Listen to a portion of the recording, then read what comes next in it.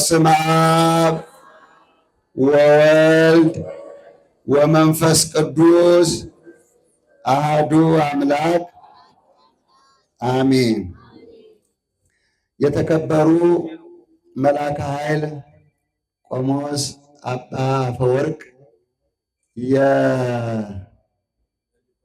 የለሚኩራ ክፍለ ከተማ ቤተ ክህነት ዋና ስራ አስኪያጅ፣ የተከበሩ መልአከ ብርሃን ቆሞስ አባ ነአኩቶ ለአብ የዚህ ታላቅ ቤተ ክርስቲያን ዋና አስተዳዳሪ፣ የተከበራችሁ የአዲስ አበባ ሀገረ ስብከት የለሚኩራ ቤተ ክህነት ልዑካን፣ የተከበራችሁ የልዩ ልዩ አድባራትና ገዳማት አስተዳዳሪዎች፣ የተከበራችሁ መምህራን ወንጌል፣ ሊቃውንተ ቤተ ክርስቲያን፣ አባቶች ካህናት፣ ወንድሞች ዲያቆናት፣ አበው መነኮሳት፣ የተከበራችሁ የሰንበት ትምህርት ቤት ወጣቶች እንዲሁም ሕፃናት፣ የተከበራችሁ ከሩቅም ከቅርብም በቅዱስ አማኑኤል ፈቃድ በእመቤታችን አማላጅነት በቅዱሳን መላእክት ተራዳኢነት በዚህ ስፍራ የተገኛችሁ የእግዚአብሔር ልጆች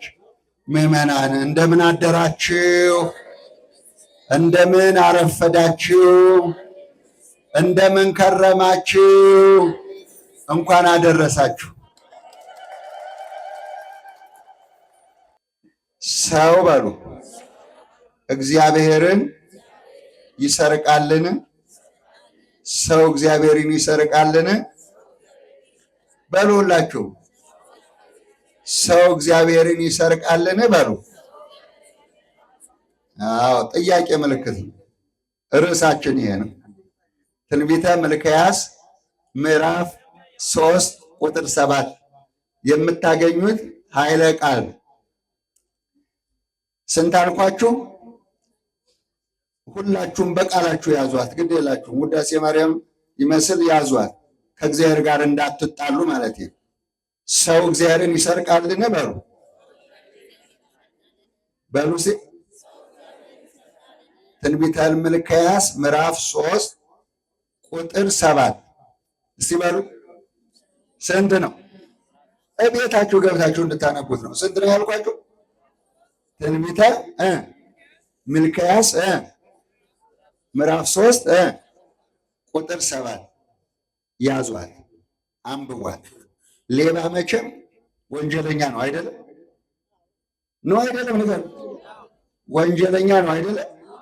አዎ። እዛ ዓለም ላይ ጫማ ቢሰርቅ፣ ሞባይል ቢሰርቅ፣ ልብስ ቢሰርቅ፣ ቁሳቁስ የሆነ ነገር ቢሰርቅ ማንም በገንዘቡ በሀብቱ ባለመብት ነው አይደለም?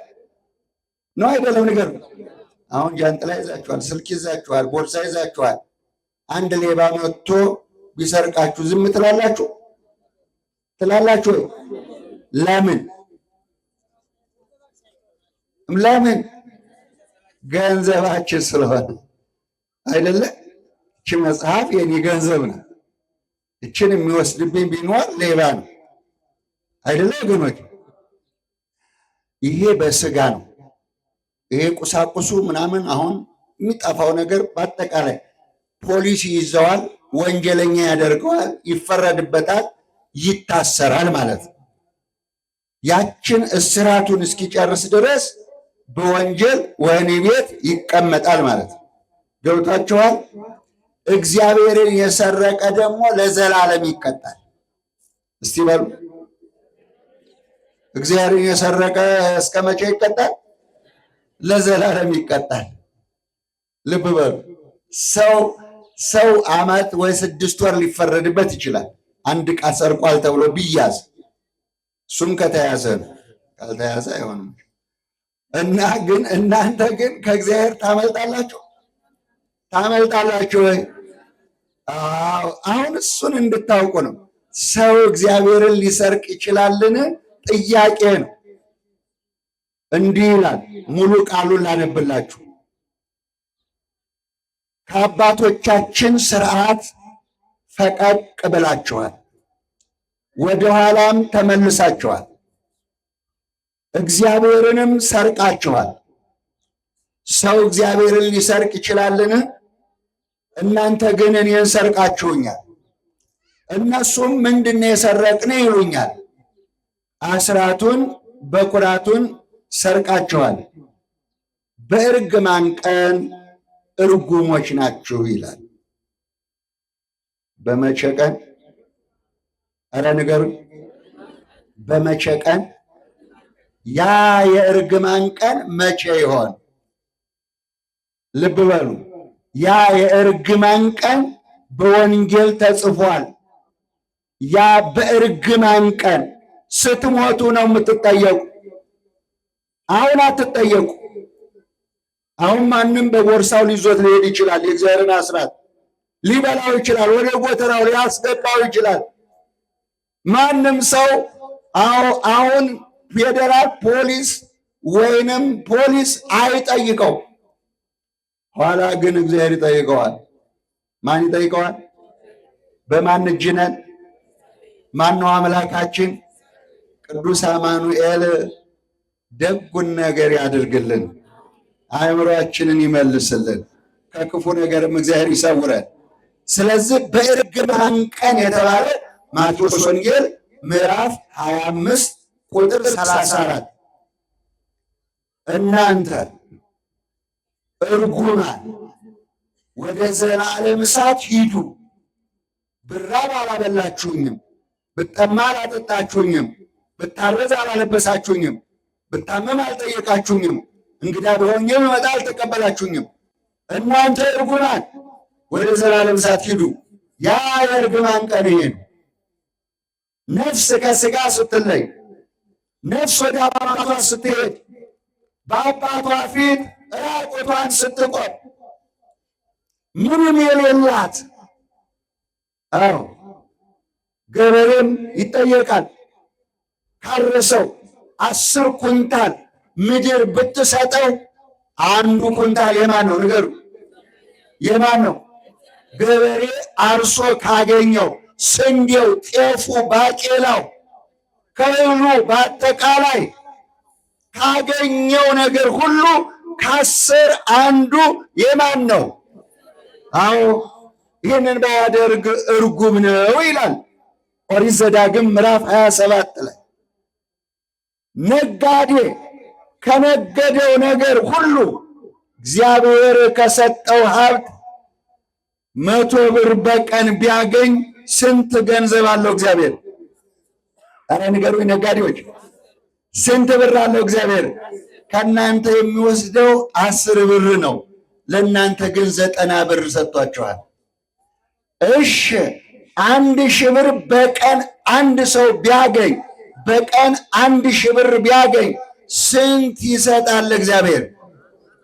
100 ብር። 900 ብር ለእናንተ ሰጥ አይደለ እግዚአብሔር? እስቲ አመስግኑት። እንዲህ ያለ እኮ ቸር እኮ ነው። ግን ፈተናውን እንዳረሱ እግዚአብሔር የሚፈልገው በማንኪያ ነው፣ ለእናንተ ግን በአካፋ ነው። ነጋዴዎች ከሰራችሁ እኮ፣ ፈተና ደረሰባችሁ እኮ። ለምን? የእግዚአብሔርን ገንዘብ ሰርቃችኋልና። በረከት የለም፣ ረድኤት የለም። ያመረታችሁት ምርት ጥቅም የለው። ለምን? የእግዚአብሔርን ትንሽ ገንዘብ ሰርቃችሁ ስለደባለቃችሁበት። ትንሽ ነገር ሰጥታችሁ ግን ብዙ ማግኘት ትፈልጋላችሁ አይደለ ወገኖች?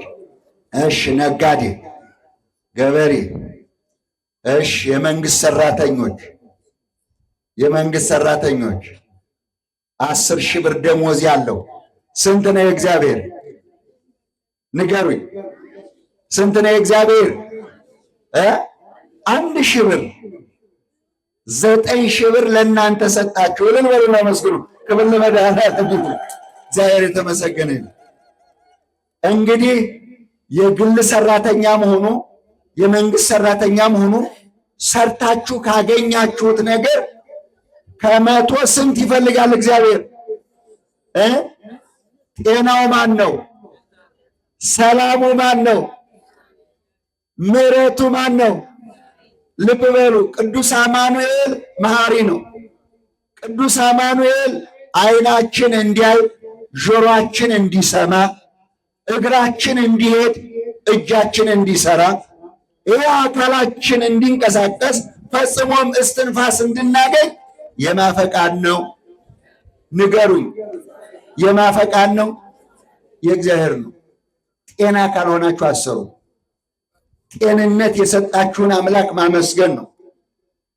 ገንዘብ የሰጣችሁን አምላክ ማመስገን ነው። እግዚአብሔር የሚፈልገው ከእናንተ 3 ነገር አለ። ስንት ነገር? አረ ንገሩኝ። የመጀመሪያው አንደኛው አስራት በኩራት ነው።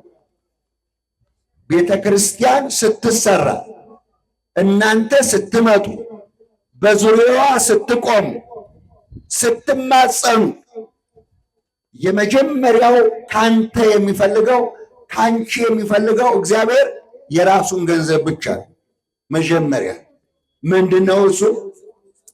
አረ ንገሩኝ። በኩራት የሚባለው የመጀመሪያ ደሞዛቸው ነው። በኩራት የሚባለው ለምሳሌ አንድ ሰው መጀመሪያ ሲቀጠር የመጀመሪያው ደሞዝ በሙሉ ነው የሚሰጠው። ይዛችሁ መጣችኋል።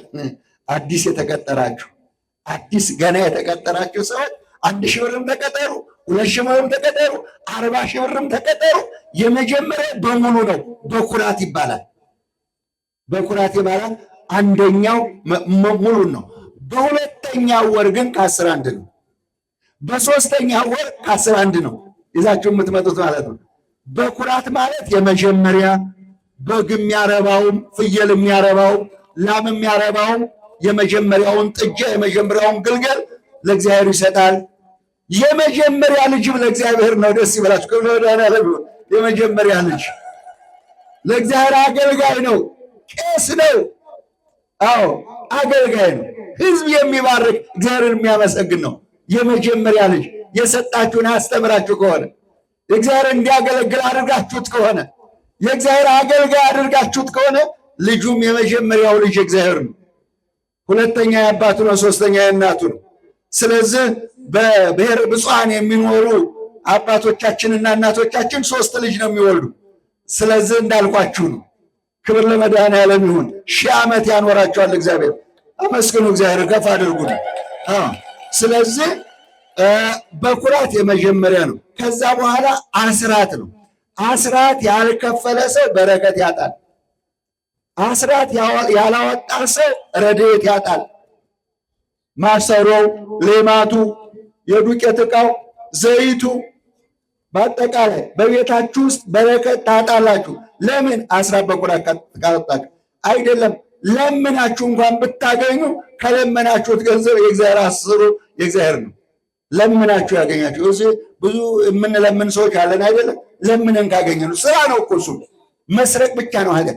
እግዚአብሔር ቤት የማይገባ አስራት 3 ነው።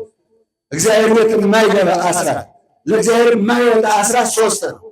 አንደኛው በሃይማኖት አበው የተከለከለው፣ አንደኛ በጥንቆላ የተሰበሰበ ገንዘብ።